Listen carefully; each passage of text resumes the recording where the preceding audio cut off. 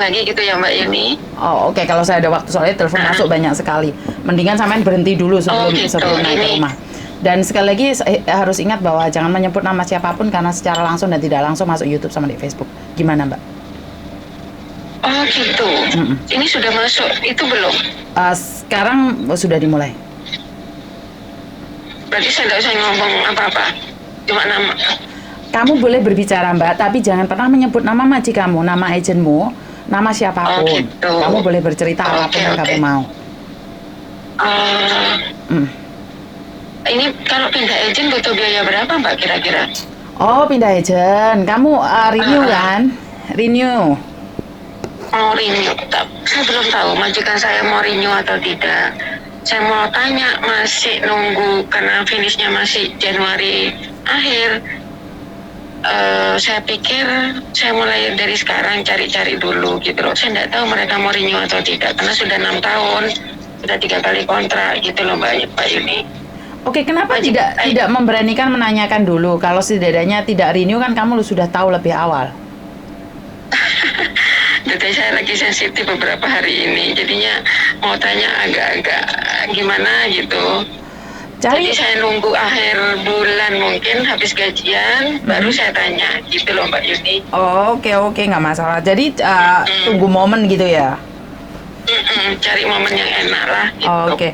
Kalau sampean pribadi sampean nggak usah bayar kita kalau kamu pindah agent kan kamu finish kontrak. Iya finish kontrak. Jadi kamu nggak usah. Bahkan kalau kamu sudah suntik 3 kali dapat bonus dari perusahaan kita. Oh gitu. Betul. Jadi saya mulai minggu depan apa ke kantornya Mbak Yuni apa gimana? Mulai minggu depan boleh datang ke kantor. Di daerah mana itu Mbak? Aku pribadi ada di Jingwan, Mbak. Aku sendiri ada di Jingwan. Oke. Pernah datang di Jingwan. Tak kasih Itu alamatnya. bisa cari majikan Mbak. Apa enggak terlalu cepat saya ini 3 bulan? Sebenarnya Kelamaan ya Mbak. sebenarnya tidak juga. Kenapa? Karena kamu kan cuman apply dulu, daftar aja dulu. Ntar kalau ada majikan cocok kan baru nyari. Bedanya pas ada majikan cocok kan dicari langsung pas. Oh gitu. Oke. Iya Mbak Yuni. Alamatnya tak kasih ya. Saja Mbak Yuni. Siap, alamatnya tak kasih ya sayang ya. Iya. Thank you. Matur Thank you. nuwun. Nggih, Bye-bye. sami-sami. Oke, terima kasih buat teman-teman yang masih setia bersama saya. Waduh. Jadi terima kasih buat mbak-mbaknya. Jadi saya tidak tahu kenapa selalunya kalau pindah agent apakah harus biaya. Kalau kalian finish kontrak dan nunggu visa di Hong Kong, kamu tuh nggak perlu biaya, Mbak. Apakah benar di agent-agent lain itu memang memakai biaya ya? Saya sendiri kurang tahu ya. Jadi intinya memang benar untuk proses baru itu membutuhkan biaya, tapi kan biayanya majikan dan kamu cuman bayar 10% saja. Jadi tidak lebih dari 10%. Sekali lagi buat mbak-mbaknya yang pingin pindah agent, dan kenapa saya selalu bilang pilih agent yang sesuai dengan yang kamu mau. Jangan terpesona oleh bonus ataupun iming-iming, karena sekali lagi kamu cari agent yang merasa kamu nyaman. Dan sekali lagi tidak ada jaminan bahwa kamu ikut saya itu majikannya pasti baik. Itu yang ingin saya katakan ya. Saya tidak bisa menjamin bahwa majikan ikut saya itu pasti baik. Oh tidak. Karena ada majikan juga yang jahat, ada majikan juga yang nggak tahu aturan. Kayak hari ini saya dapat telepon dari majikan, dia tidak tahu peraturan, ya udah kita jelaskan. Karena tidak semua majikan tahu peraturan, Mbak. Saya pribadi tahu peraturan itu belajar bertahun-tahun ya. Kalau yang kenal saya sudah lama mungkin tahu kalau ilmu ini tidak saya dapatkan dengan instan ya. Tidak hari ini karena ada YouTube terus buat konten, itu enggak. Itu sebenarnya kalaupun saya nggak buat konten, ilmu saya ini saya tetap bagikan bagi orang-orang terdekat saya. Tapi syukur alhamdulillah dengan adanya YouTube saya bisa berbagi. Jadi tujuan saya dari awal sampai sekarang saya memang bertujuan berbagi informasi. Baik dari beberapa pihak yang tidak mendukung saya karena dibilang saya arogan atau dibilang saya ngajarin anak yang nggak benar, saya minta maaf ya.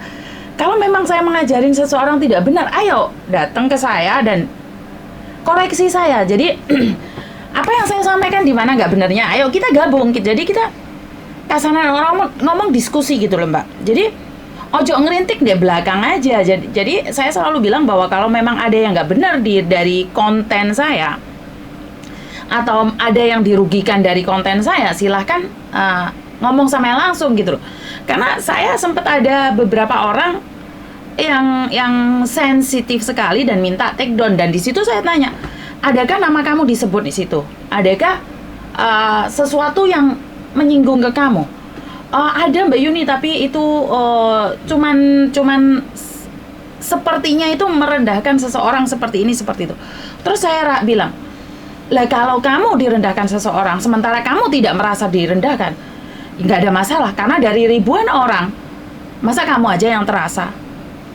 Jadi saya bilang, saya tidak tahu konten saya yang mana ya, intinya dia minta take down karena dalam kontennya itu mengatakan bahwa salah satu dari majikan itu adalah keluarga dia.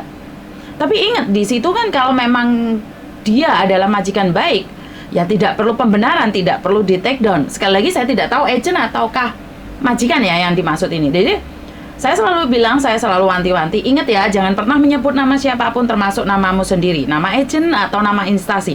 Kalau dia masih menyebut, ya kamu ngomong sama dia Mbak, karena sekali lagi saya itu nggak bisa ngedit.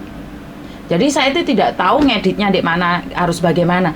Bahkan saya diajarin ngeditnya. Nah, saya aja waktunya nggak banyak untuk YouTube, jadi saya tetap fokus sama pekerjaan saya. Saya akhirnya merasa bahwa iki toksik, iki mencoba untuk merubah saya, merubah daya pemikiran saya tentang informasi. Jadi saya bilang, makanya mencoba untuk yang terbaik. Kalaupun ada orang yang menjelekkan kita tetap berusaha menjadi yang terbaik.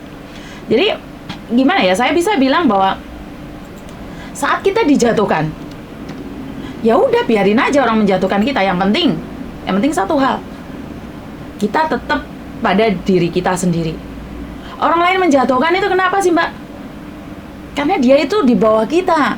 Makanya dia itu kayak crab, apa sih namanya crab? Kepiting ya, kepiting. Kayak kepiting itu kan kalau lihat temennya naik ke atas kan digayui gitu toh, dijatuhin kan. Jadi saya selalu berpesan bahwa ayo kita orang Indonesia jangan punya mental kayak kepiting.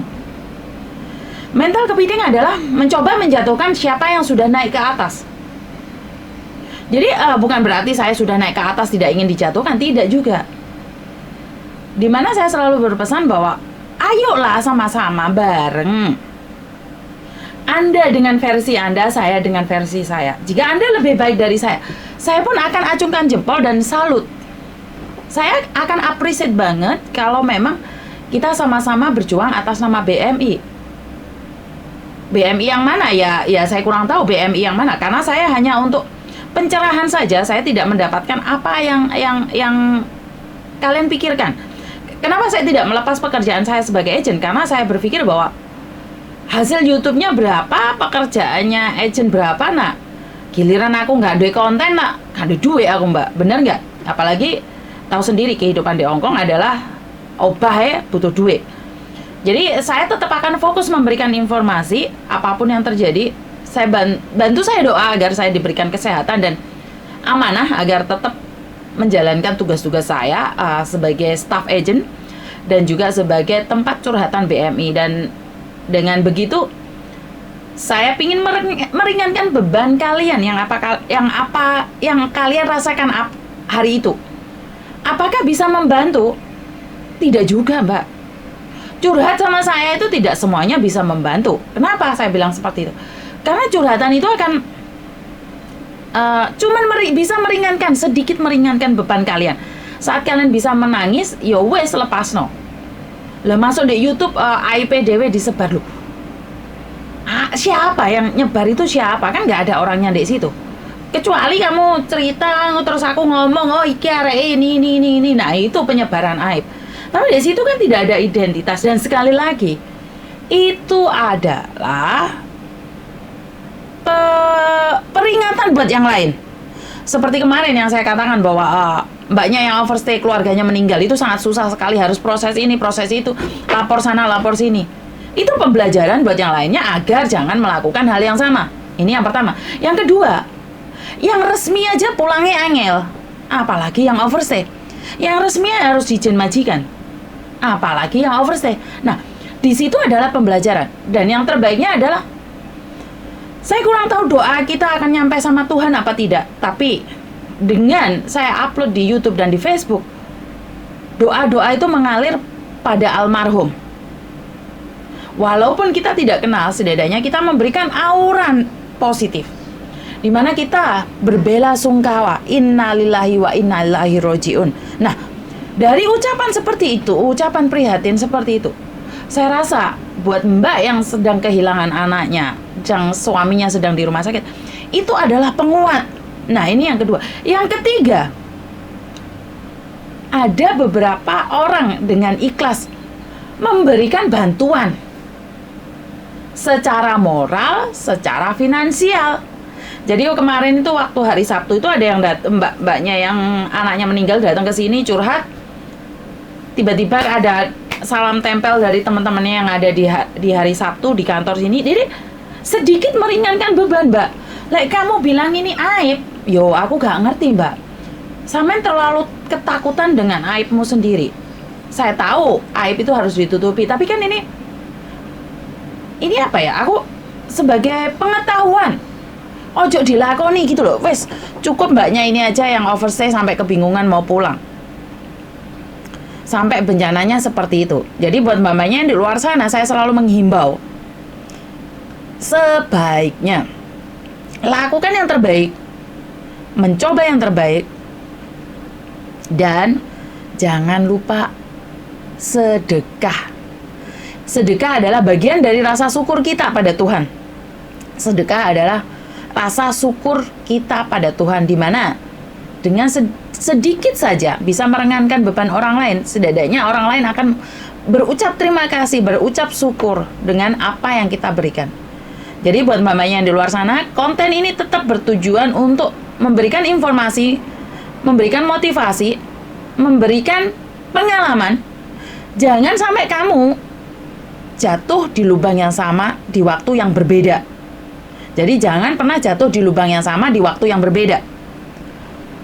Dan pengalaman teman-teman kamu itu sebagai contoh. Lek kamu jangan seperti itu. Nah, itu aja dari saya. Kurang lebihnya saya minta maaf karena mungkin dari beberapa hal itu kita tidak paham dari konten saya, atau cuman lihatnya 1-2 terus komennya rodok pedes. Yo nggak apa-apa. Orang nggak kenal makanya nggak sayang. Ngeliat sayang deh aku kok, aku jatuh cinta. Jadi itu aja dari saya. Kurang lebihnya saya minta maaf dan salam damai sejahtera selalu. Semoga semua makhluk bahagia, Anda bahagia, kita bahagia, dan jangan lupa tersenyum, selalu tersenyum karena berkat Tuhan terus mengalir atas kita. Wassalamualaikum warahmatullahi wabarakatuh. Telepon masuk. Bye bye.